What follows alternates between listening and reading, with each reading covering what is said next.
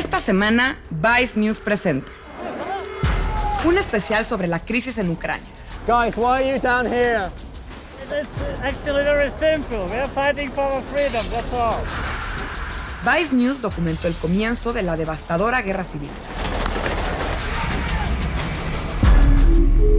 Y después, seguimos la huella digital de soldados del ejército ruso para confirmar su presencia en Ucrania, a pesar de que el gobierno ruso no reconoce su participación en el conflicto. Читайте официальную информацию. Российских военнослужащих подразделений здесь не было и нет.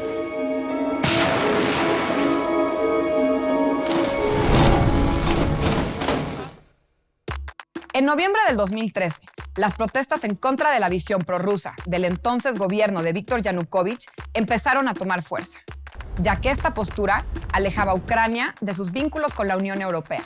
Only our tough behavior could change the situation, because now it's proxy war between Ukrainian people and Russian Federation and their puppet regime here. It's a war of independence. El periodista de Vice News, Henry Langston, viajó a Kiev en enero de 2014, cuando el país se encontraba en medio de una naciente guerra civil y con una ciudad convertida en un campo de batalla.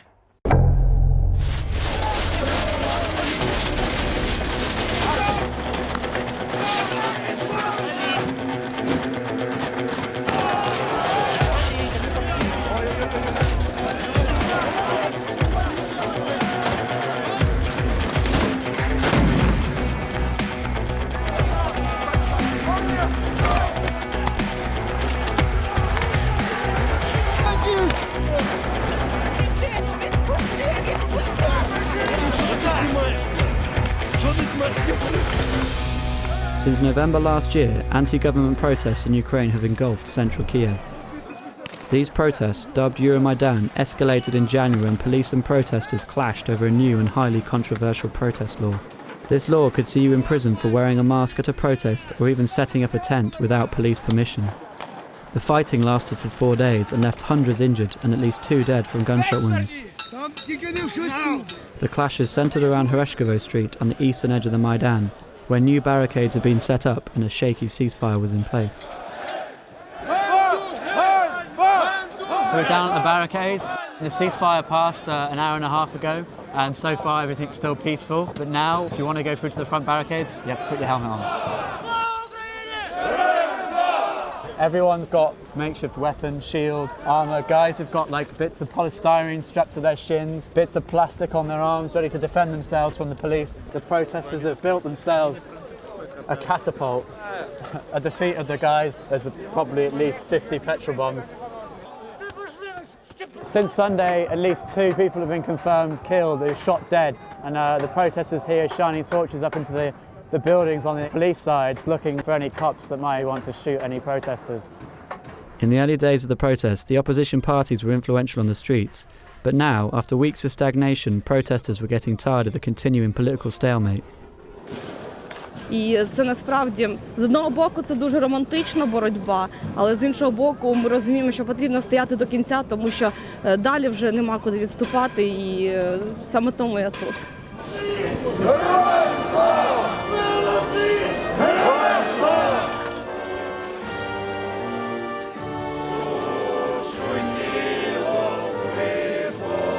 You are brave to be here. Later that morning, we met up with Alexei Radzinsky, an editor at the left-wing political critique magazine, to find out more about the internal politics of the Euromaidan movement. So this is where the riot started on Sunday. Yeah, exactly. This is and the place. These are new barricades that they've created since Sunday, right? Actually, I think they were created last night. Because in the previous days, the riot police made an attack and then retreated. So they were demonstrating that they can clear the square easily in 10 minutes, but they were retreating afterwards because there was not a political decision to end up in a bloodbath. Right. So you think, the people that were killed, that wasn't an order from the top. What happened there? Why did those people get shot? It was an order from the top, but right. we are not exactly sure where the top is. At the end of the hierarchy now is in Kremlin, not in presidential administration. This, what we see now, I wouldn't really call this a protest anymore. This is an uprising, and this is the people's uprising. It is kind of post-political. No political ideology is in control of this. For sure, the far right was extremely visible from the very start of Euromaidan, but after the violence started on the side of the government, lots of people who would never accept their presence even here came here anyway, because a much bigger problem is the violence of the government. So yesterday was a very important day because a number of regional administrations in Ukraine were occupied by protesters. Yeah. Some in the east are also occupied. In places like Sumy, which is the closest to Russia. There's been talk of the army possibly stepping in to put a halt to the violence. Do you think that's even really a realistic option? Do you think that will happen? For sure it's a realistic option, but it actually would be a conscious political decision to risk or start a civil war.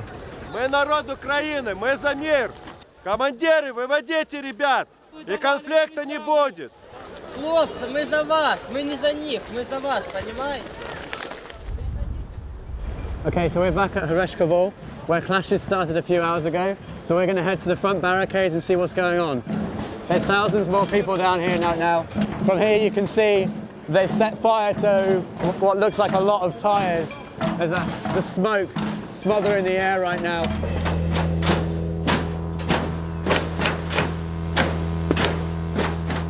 So right now there's thousands of people just kind of watching, looking towards the police line, waiting to see what happens. It looks like they're just ready for a fight. They're waiting for the police to push forward. And there's a building right next to that burning barricade, and that's now on fire too.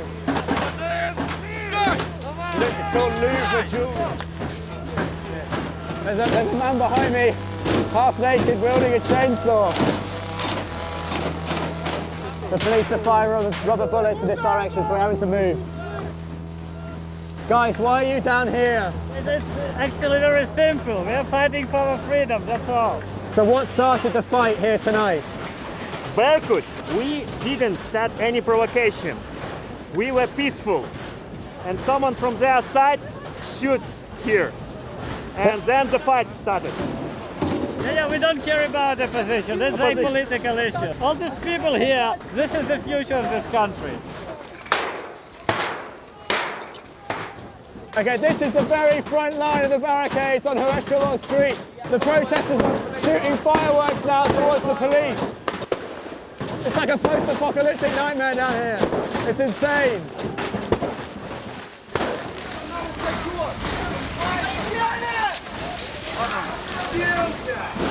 Went forward to try and get a couple of shots of these guys right at the front, and the fire hose got me. I'm absolutely soaking. Might start freezing up in a minute. Whoa. A cliched Brit drinking a bit of tea at a riot. Fighting's been going on now down here for at least 3 or 4 hours. There's thousands of people and more people are turning up all the time. If the police ever wanted to clear this place, they'd literally have to do it with bulldozers and thousands more police than they actually have at their disposal. It's just mental down here. There's no way they could clear it right now.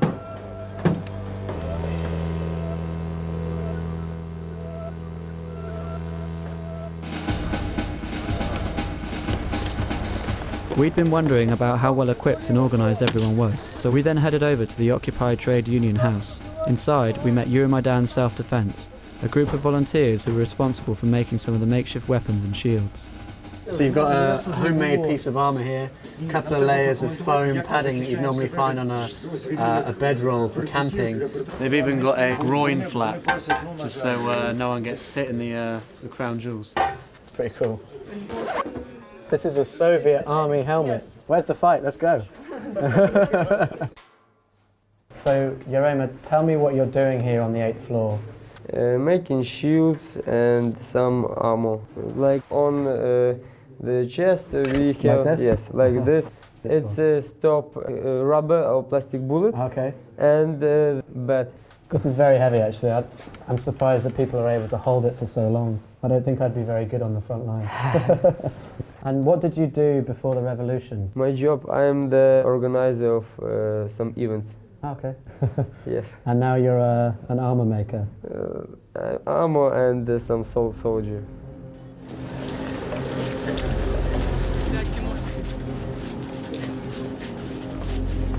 We met with Andrei Tarasenko, a leading representative of the right sector, one of the more militant groups fighting on the front lines.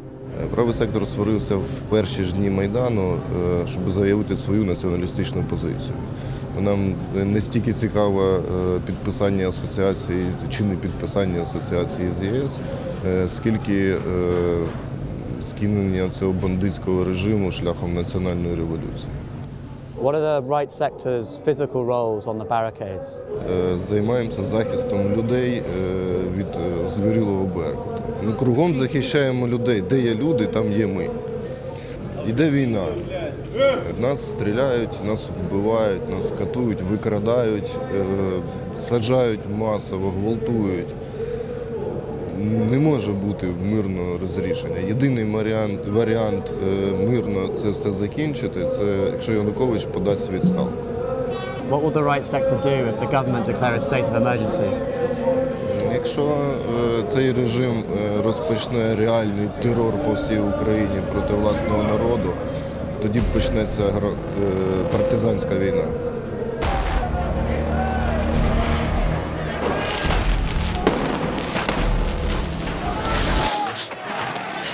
Behind us is Ukraine House, and earlier today the police took it over. About an hour or so ago we were watching television and thousands of protesters have turned up to try and take it back. Firing fireworks inside the building. All the glass is completely shattered now. The police are using a fire hose to spray at the protesters. I mean, again, it's really, really cold, so it's just going to freeze.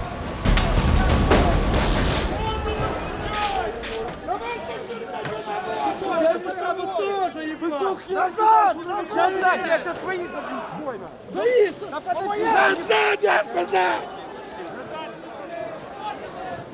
Я зараз хочу піти на переговори, щоб вони вийшли з приміщення. Згода? Тоді зараз... Спокійно, освободите коридор. Отойдите от окон. Не кидайте камни и петарды. Мы хотим все решить мирно. Я очень прошу. So the protesters have opened up a corridor on the steps in front of the building. The police inside have surrendered, so they're going to let them out and then retake Ukraine House. Pretty intimidating. Even with the truce agreed and ambulances arriving to treat the wounded, the police decided it was still not safe to come out the front. Instead, they sneaked out the back, leaving the protesters to occupy Ukraine House. The next day, Ukraine House was firmly under the control of the protesters, and a vast team of volunteers were cleaning up and repairing the damage done the previous night. So what's the symbol on the wall with the sort of red and black cross? Who are these guys? The abbreviation means Ukrainian National Self-Defense. And this is the organization which is like paramilitary organization from the beginning of the 90s. So what are they doing here at the Euromaidan protests? On the front line, there is a so-called right sector, and they are of these a little bit violent organizations. Right. Okay. At that point, perhaps due to the topic of the conversation, we were asked to stop filming by a scary-looking protester in military combats. So we moved outside where a large group had gathered. Коридор зробіть! Шановні, зробіть коридор! Будь ласка!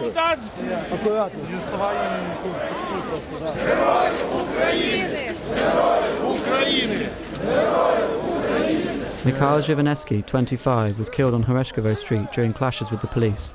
He was a member of the Ukrainian People's Self-Defense, the right-wing paramilitary group we'd already seen in Ukraine House.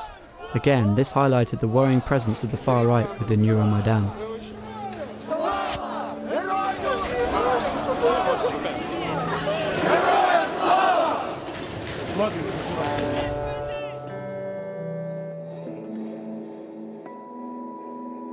Las fuertes protestas de la sociedad civil continuaron y provocaron grandes cambios en Ucrania. El presidente Viktor Yanukovych dimitió. El territorio de Crimea se anexó a Rusia tras el levantamiento de grupos separatistas y un referéndum que se considera ilegal. Over the last 2 weeks, Ukraine has lost a lot of territory to the separatist forces backed up by Russia. Многие люди думают, что если они присоединятся к России, то все станет сразу красочно, в фейерверках и все такое, но я так не думаю. Y el empresario Petro Poroshenko fue electo presidente. want to have from me the quickest way to make a stability and peace here, very simple. Withdraw foreign troops and close the border. A más de 2 años del inicio de las protestas, el conflicto continúa. Ucrania se enfrenta con una latente guerra en el este del país, mientras el gobierno atraviesa una profunda crisis económica, social y política. Забейте вы на эту работу, блин! Надо биться до конца!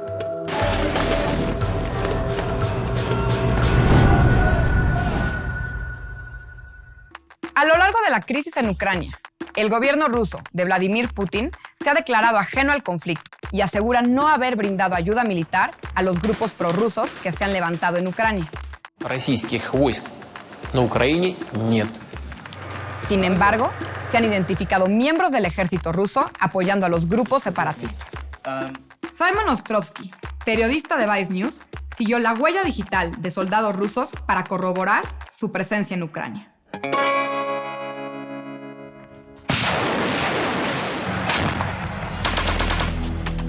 The battle for the strategic town of Debaltseve in eastern Ukraine last February was a crucial turning point in the war between Ukrainian government forces and armed groups backed by Russia. The pro-Russia forces took the town after encircling thousands of Ukrainian troops.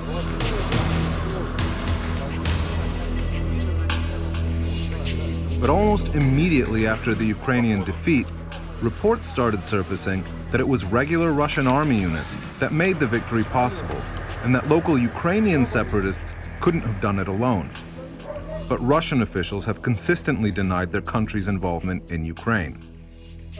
And on the ground, in the conflict zone, Russian military observers carefully toe their government's official position. Читайте официальную информацию. Российских военнослужащих подразделений здесь не было и нет. Elliot Higgins is a renowned citizen journalist who's made a name for himself using photographs freely available online to pinpoint the exact location of militants everywhere from Syria to Siberia. I asked him to help me find Russian troops in Ukraine. This is one of the companies that they've been tracking. We've been trying to figure out exactly why they have white armbands. Предназначение обусловлено тем, что на поле боя надо различать своего и противника. Higgins is currently working with an American think tank called the Atlantic Council to produce a report that shows that anyone with an internet connection can prove for themselves that Russia has fought in Ukraine. We decided to test the report's methodology by looking into the background of a fighter named Bato Dambayev, an ethnic Buryat from Siberia, whose unit on the Mongolian border was said to have been sent to fight in Debaltseve in eastern Ukraine. He seemed like a good target because he was very active on Russian social networks. So this is the profile page of Bato Dambayev on vk.com, which is a popular social network in Russia. Here he's got an album called Army, picture of himself in his Russian army uniform. Here he is with some of his buddies at the base, and here he is taking yet another selfie with a Russian flag patch on his arm. This was posted on the 20th of January, 2015. In other words, just a few weeks before the crucial battle in Debaltseve. But where was it taken? The only way to know for sure was to try to find the spot myself.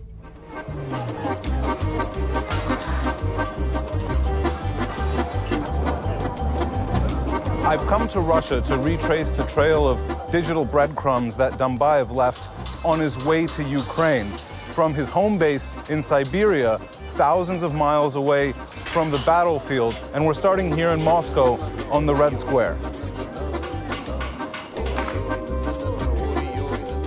Like so many other Russian soldiers, Dambayev has posted dozens of photographs of himself online. Some tell us more about his personality than his military service. But there are others that give away quite a bit about what the Russian army is up to.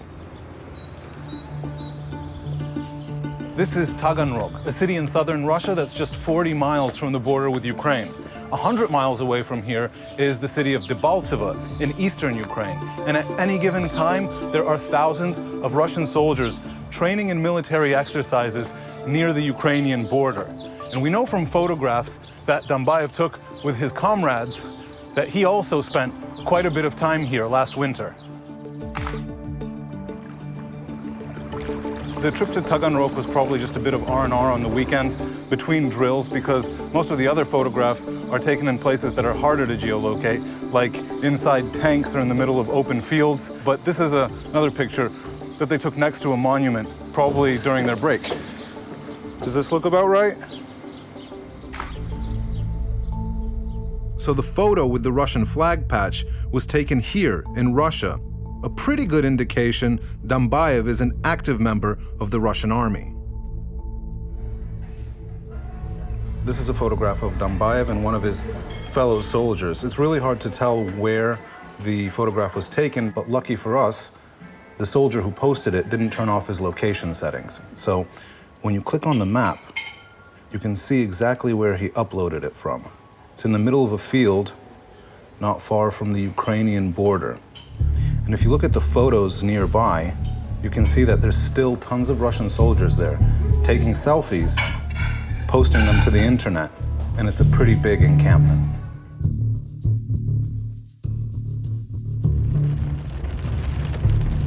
With just a geotagged photo, we headed down a dirt road to see where it would lead us.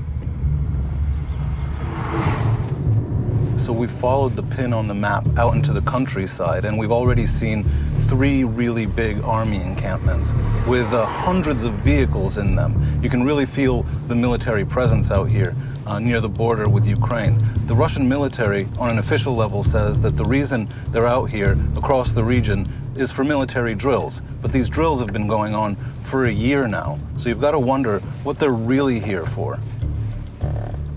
One of the photographs on Bato's profile is different from the rest.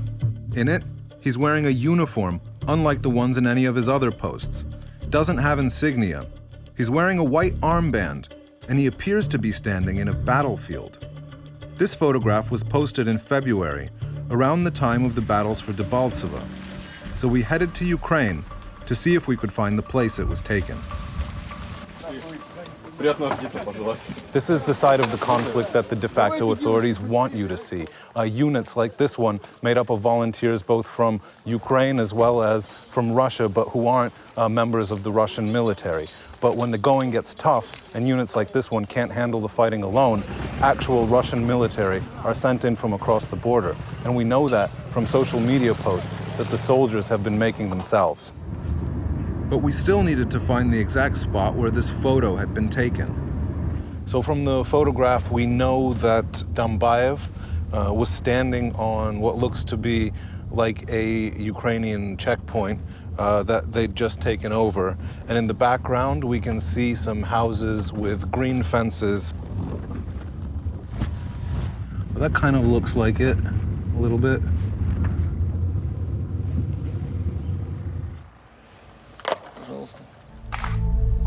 This is the exact spot where an ethnic Asian-looking soldier had his selfie taken in mid-February. He then put that photograph up on a Russian social networking site, and that's why we know that he's a serving officer in the Russian Federation's army, because older posts on his profile page show him photographed back home in Russia at his military base. My next stop? Almost 4,000 miles east, in Dambayev's home region, a part of Russia that borders Mongolia. This is Ulan-Ude, the capital of Buryatia in Siberia. And I think that Dambayev is actually in this city right now because this very morning he posted a photograph with his son at this spot.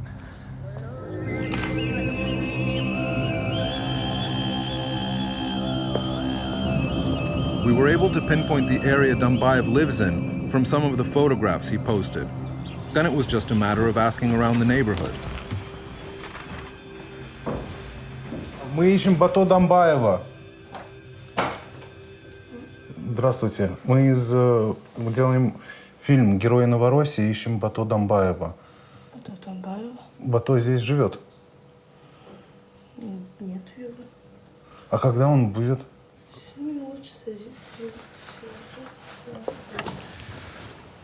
Well, we had one shot, basically. This was the address that we knew him to live at. We met his wife, but he's not here. So we're going to try and phone him and see what happens, but our chances are pretty bad at this point.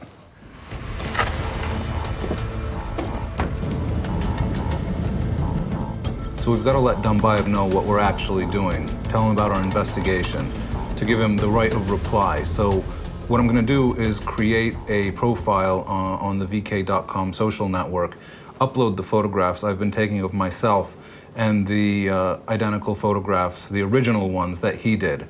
Then I'm going to friend him, and then we'll see what happens. Hooray! I now have my very own VK profile. This is Bateau's page as it looks currently, and he still lists his military unit. It's my first friend. Алло. Алло, здравствуйте, Бато? Да. Вас беспокоит Simon Ostrovsky.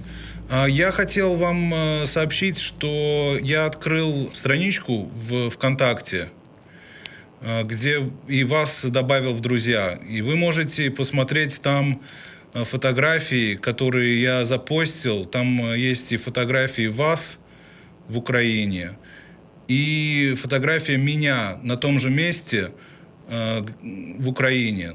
А где фотки будут? Ну, эти фотки, они сейчас только висят у меня на страничке. Посмотрите и скажите мне, каким образом вы попали вот в тот раз в Углегорск на блокпост? Не знаю, посмотрю, может, ошибаюсь. Может, другая фотка.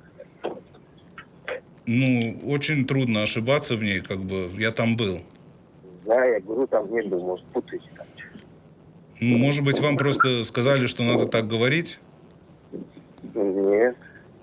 Если я там не был, как могу такое сказать? Ну, взгляните на фотографию, потом перезвоните мне, если что. Хорошо, спасибо. Не за что. After less than 5 minutes, we saw that Dumbayev was active on the website and called back. Алло, это еще раз я. Угу. Ну, вы успели посмотреть фотографии? Да, посмотрел, да. Ну и что скажете? Нет, что-то ошибаюсь. Нет, не я. Я его не вылаживал ВКонтакте, такой ВКонтакте. Не ошибаетесь что-то. Как не вылаживали? А я их где взял, по-вашему? Я не знаю, вы откуда взяли. Я вам говорю, откуда я взял. Я взял с вашей странички ВКонтакте. Ну, не знаю, откуда вы взяли. Я не заезжал туда. Ну ладно, до свидания. Всего доброго. I didn't manage to meet Bato Dumbayev, but I got him on the phone and I talked to his wife.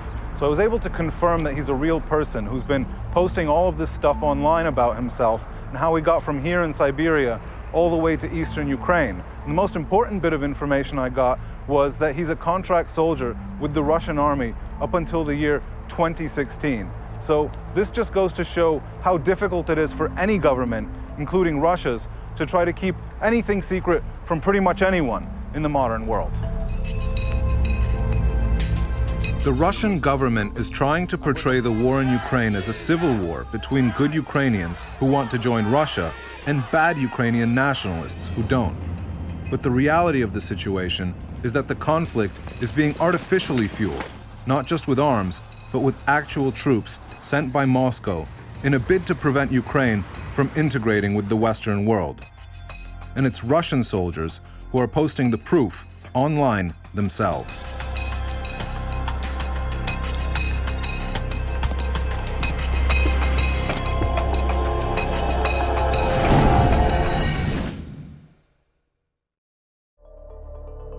La próxima semana, Vice News presenta la intifada digital. Viajamos a Medio Oriente para conocer cómo los medios digitales y las redes sociales forman hoy parte importante del conflicto religioso entre palestinos e israelíes. Y después, viajamos al burdel más grande de Bangladesh, conocido como un lugar de abuso de drogas y explotación infantil, para conocer cómo las mujeres son engañadas para entrar a un círculo de explotación sexual.